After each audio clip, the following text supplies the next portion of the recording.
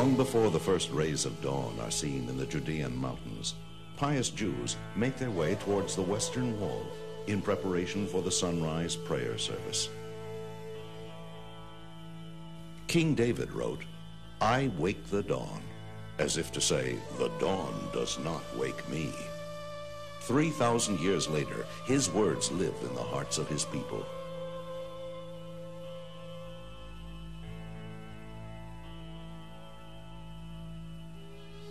"I will not come into my house," David promised. "I will not climb into my bed. I will not give sleep to my eyes, nor slumber to my eyelids, until I find a place for God, a dwelling for the mighty one of Jacob." All his life, David sought to find this most sacred place and to build God's holy house in Jerusalem. For here, God would reveal his divine presence, and from here would rise the prayers of every Jew and the prayers of all mankind. It is here that Jacob had lain down to sleep and had dreamed of a ladder reaching to the heavens, and upon awakening from his dream exclaimed, "Behold, this is none other than the house of God, and this is the gate of heaven."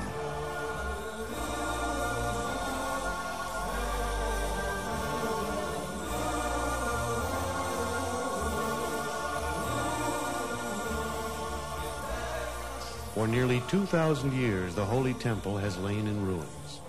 What was this place that eternally inspires the hearts of the Jewish people?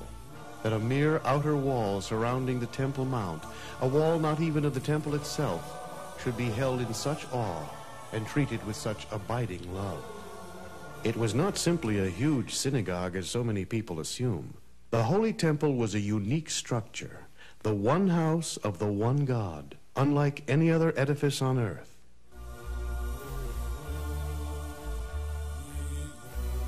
In the final chapter of Isaiah, God speaks, "The heavens are my throne, and the earth my footstool. Where is the house that you would build for me? Where is this resting place?" And yet they built the impossible. They built a house for God. The Holy Temple was first built by King Solomon on the site established by his father David.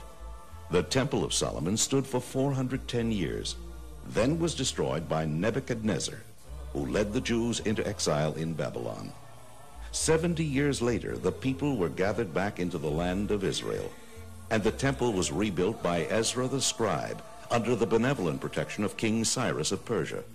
Again, the temple stood as the center of Jewish life, this time for 420 years, through the desecration by the Syrian Greek armies of Antiochus and the subsequent rededication by the Maccabees, through the tyrannical reign of Herod, the ex-Roman slave who ultimately became king over the Jewish people. The paranoid King Herod assassinated the sages of Israel, all but Baba Ben Buta, whose eyes he put out. Seized by terror and guilt over what he had done, he sought advice from Ben Buta as to how he could atone for his monstrous sins. "You have extinguished the light of the world," Ben Buta told him, "and so you must rekindle the light of the world by restoring and beautifying the Holy Temple." King Cyrus had prevented the Jews from rebuilding the temple in all of its original size and elegance. But now the repentant Herod restored much of its former glory. The Talmud teaches that one who never saw the temple as rebuilt by Herod has never seen a beautiful building.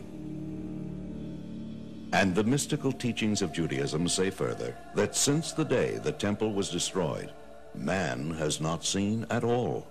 For with the destruction of the temple, the gift of sight that God gave mankind was dimmed. Seeing in its truest sense will not be possible until the Holy Temple is once and forever rebuilt. To understand something of the extraordinary greatness of the Holy Temple, we must go back to its beginnings, its first roots in the wilderness of Sinai during the 40 years that God led the Jews through the desert after the exodus from Egypt. A portable sanctuary called the Tabernacle was built by Moses as an atonement for the sin of the golden calf, and in fulfillment of the scriptural commandment, "They shall make for me a sanctuary so that I may dwell within them." In this sanctuary, God's divine presence was miraculously revealed. As the Bible relates, when the clouds of glory descended upon the tabernacle, This was the signal for the children of Israel to rest from their travels and make camp. Then, when it was God's will that the tribes of Israel travel again, the clouds of glory would rise and depart, signaling the Levites to disassemble the tabernacle and the children of Israel to journey on. When finally the children of Israel entered the promised land, the tabernacle accompanied them. It stood in Gilgal for 14 years, then at Shiloh for 369 years, at Nob for 13 years, and in Gibeon for 44 years. Here is the hill at Shiloh today, thought to have been the site of the tabernacle. 430 years in all, the tabernacle wandered through the land of Israel, a princely bridegroom yearning and searching for a bride. By this time, David was king over Israel. It was intolerable to him that the divine presence should dwell in a temporary structure. David and the prophet Samuel looked deeply into the Holy Scriptures, in Deuteronomy and in the book of Joshua, and concluded that the chosen site had to be in the territory allotted to the tribe of Benjamin, in a place called Jerusalem.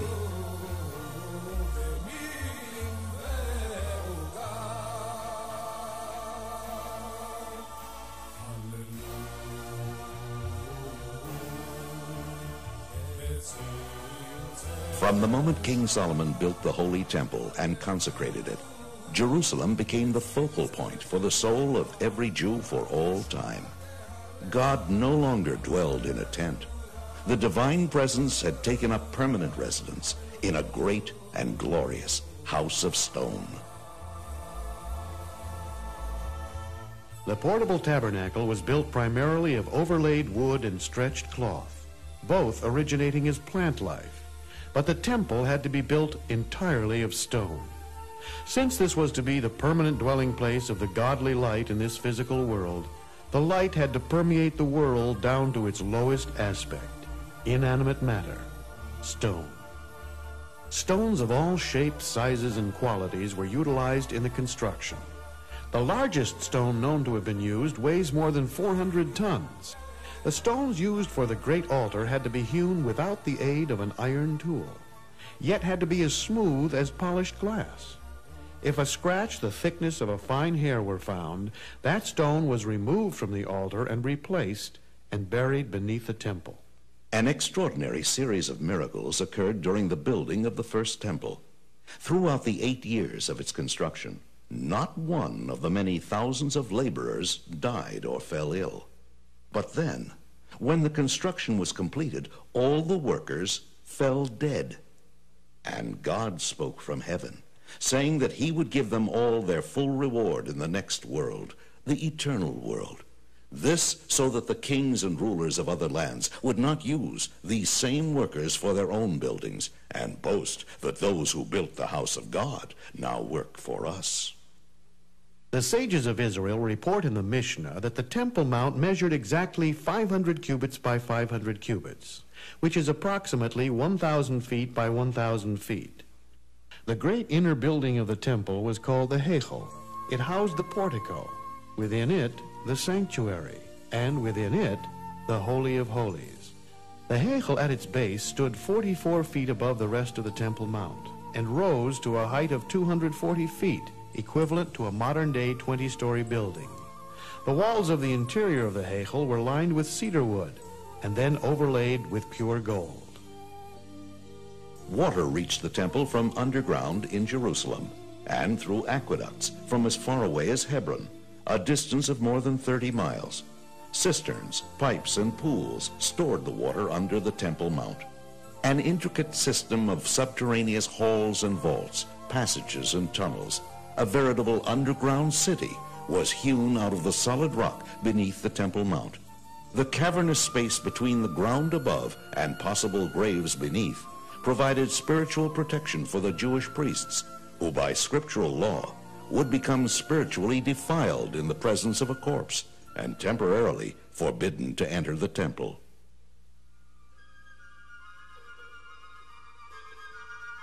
Visitors to Israel today are astounded to learn that they are standing not at the foot of the Western Wall, but merely at the midpoint of its height.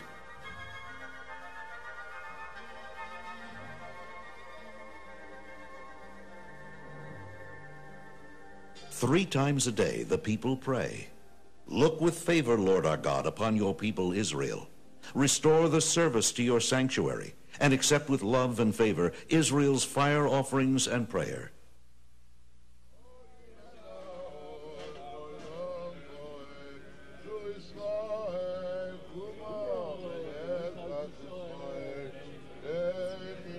And at the precise moment the sun breaks over the horizon, the people praying the sunrise service step forward to recite the Amida, the 18 benedictions that forms the central prayer of every Jew.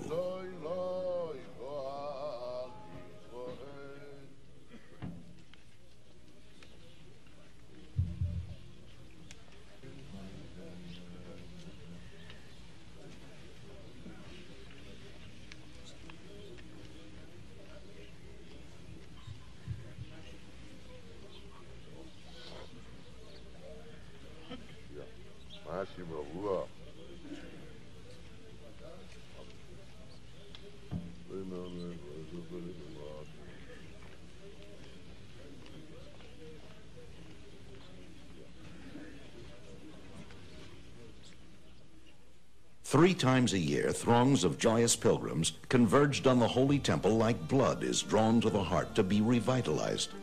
And Jerusalem was swollen with joy as her far-flung children, the people of Israel, came home to her from every place in the land of Israel and from beyond its borders. They came with the first fruits they had harvested and with their offerings of thanksgiving.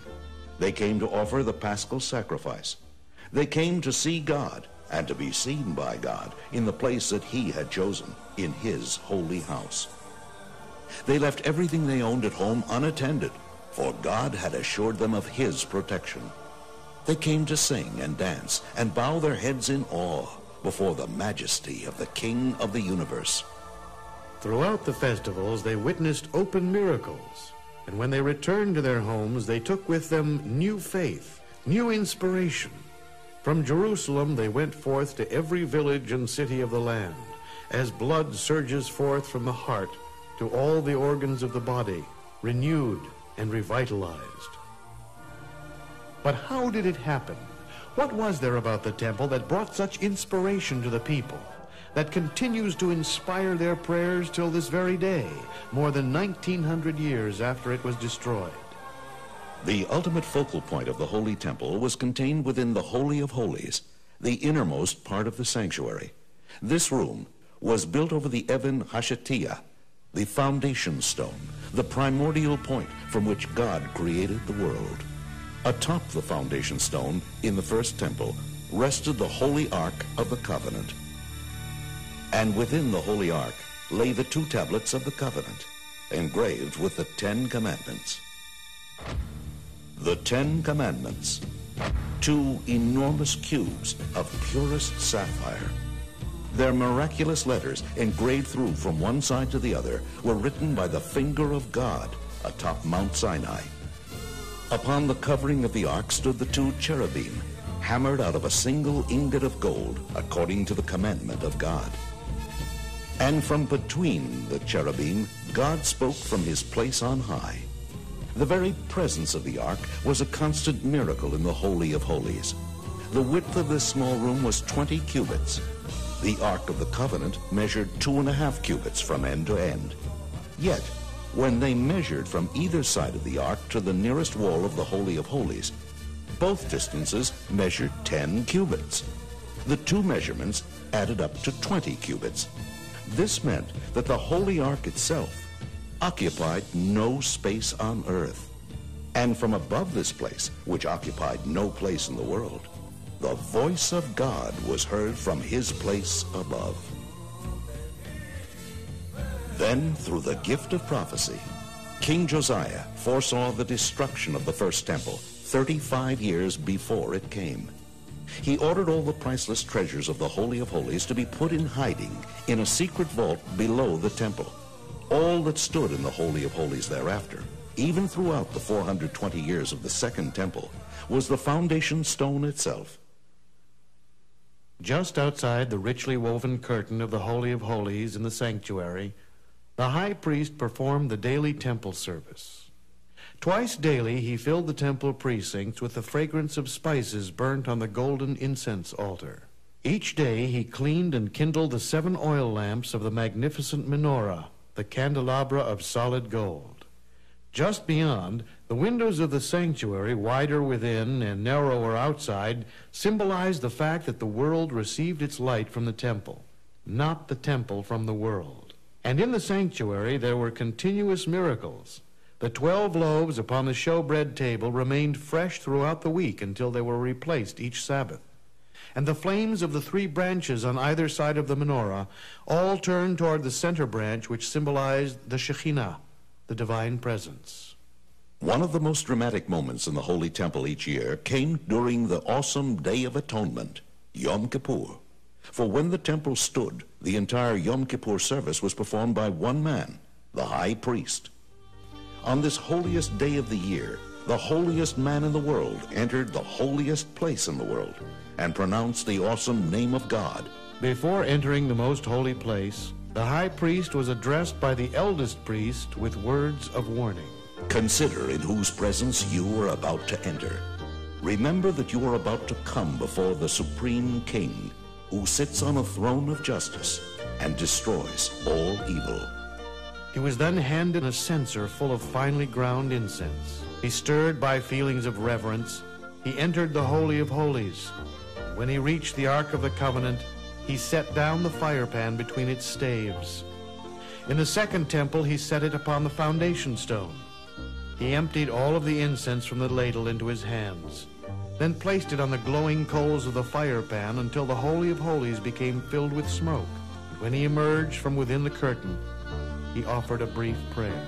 When atonement had been granted to the people, a thread of crimson wool that had been placed in the sanctuary miraculously turned white. The people who had been anxiously awaiting this moment now rejoiced.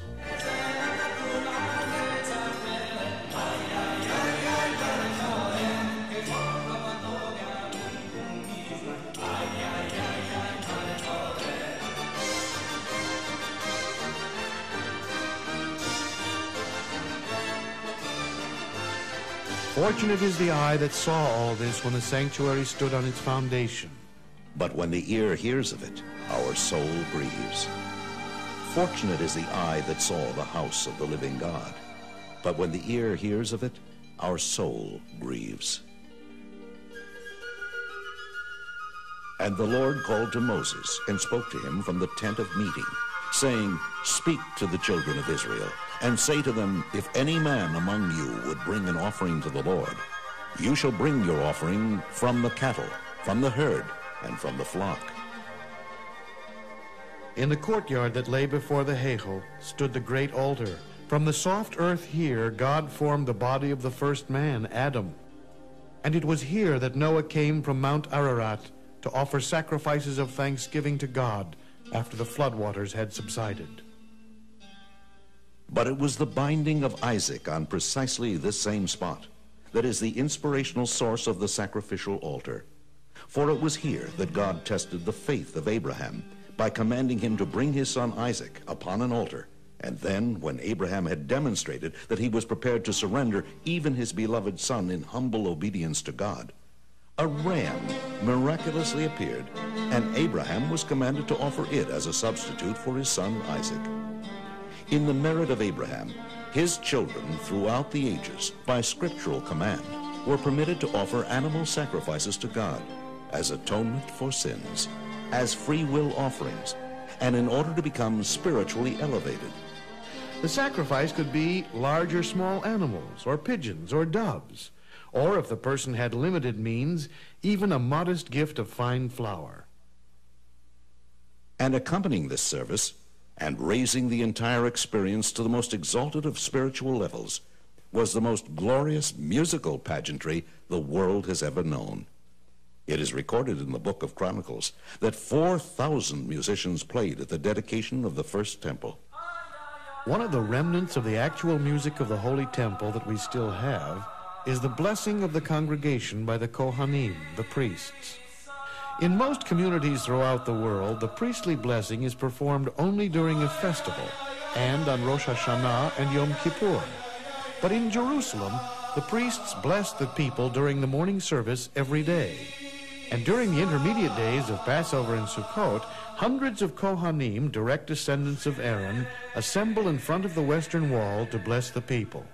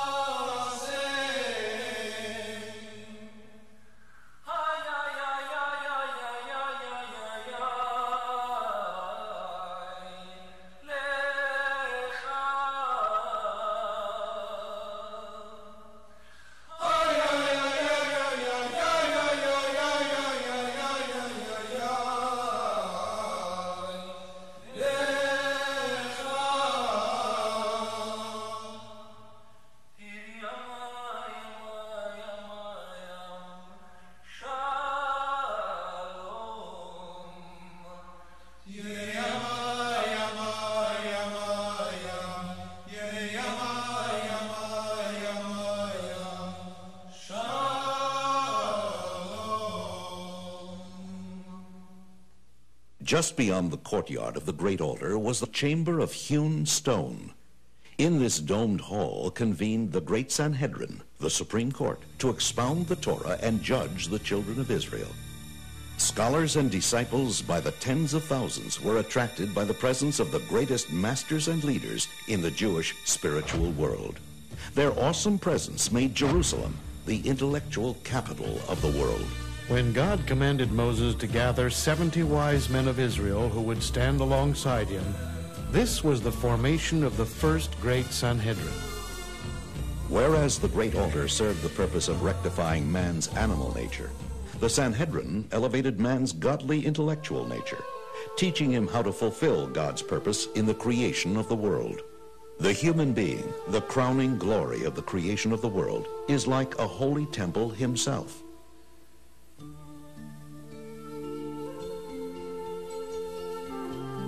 His intellect corresponds to the Holy of Holies, his love of God to the menorah, his sense of reverence to the table of the 12 loaves, his quality of mercy to the golden incense altar, his faith and trust to the basin and laver from which the priests washed and purified their hands and feet, his foundation and regal bearing to the great altar.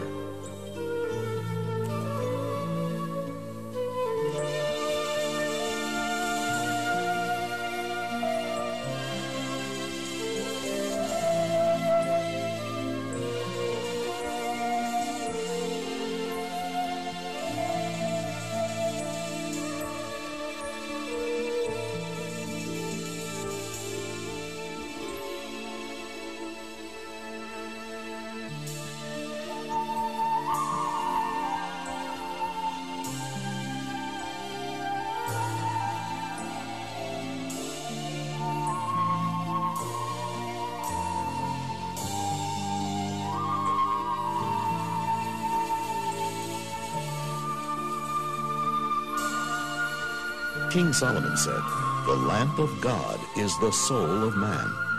Indeed, man is the vessel for the godly light in this world. By means of the 10 divine attributes which radiate in his soul, man has been granted the ability to perceive the divine to transcend his earthly, mundane nature. Yet paradoxically, he is instructed to remember at all times that he is but dust and ashes, and formed of the very earth. He is of the highest and lowest, striving to draw ever closer to his Creator, who constantly brings him forth into existence from absolute nothingness. And Jacob dreamed, and behold, a ladder stood upon the earth, and the top of it reached to the heaven. And behold, the angels of God were ascending and descending upon it. And behold, the Lord stood above it and said, I am the Lord God of Abraham your father, and the God of Isaac. And Jacob awoke out of his sleep, and he said, Surely the Lord is in this place, and I knew it not. And he was afraid and said, How awesome is this place! This is no other than the house of God, and this is the gate of heaven. Our sages teach us that when a person is praying, no matter where he is in the world, he should face Jerusalem. If he is in Jerusalem, he should face the site of the Holy Temple. If he is by the Holy Temple, he should direct his prayers to the space between the cherubim, the place of prophecy. And King David wrote, This is the gate of the Lord, in which the righteous shall enter. As for why the Western Wall has become the most cherished site of the Jewish people, it is because this outer wall of the Temple Mount was built from funds contributed by the poor. So precious were these gifts that God decreed his divine presence would never leave the Western Wall, even after his house was destroyed, even during the long, bitter years of exile.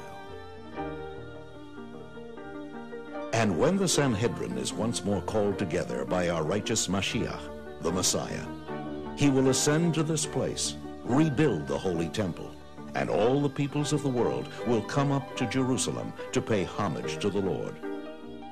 The qualities and dimensions of the temple that Mashiach will build is the subject of the last 9 chapters of the book of Ezekiel. They describe in minutest detail the physical structure of the third temple, the eternal temple which will never be destroyed. Its construction will usher in the time of the final redemption, when peace and harmony between man and between man and God will reign forever. And when the Holy Temple is rebuilt, the Jewish people will once more be able to perform all 613 commandments of the Torah, for all but approximately 90 are dependent on the existence of God's house. And the other nations of the world, the children of Noah, will observe the doctrine of the 7 Noahide laws, and the fulfillment of the prophecy of Ezekiel will be seen by all. The remarkable and inspiring climax of the vision of Ezekiel appears in the 47th chapter, where the prophet reveals that from under the curtain of the Holy of Holies in the third temple, there will issue forth a fine trickle of water, no thicker than a thread. And this will become a new source of water for the world. By the time the trickle of water flows through the length of the Holy Temple, what was a trickle will have expanded till it is ankle deep. And then the trickle becomes a stream.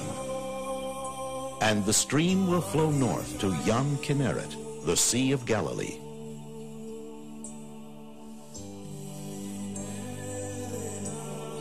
Every tree will be nourished from that stream, and the leaves of every tree will have healing powers through which every disease in the world will be healed. And from there the stream will flow south until it reaches the Dead Sea, and it will sweeten its salty waters. Whereas today no fish can live in the Dead Sea, its waters will then be able to support life, and there will be as many kinds of fish there as in the Mediterranean.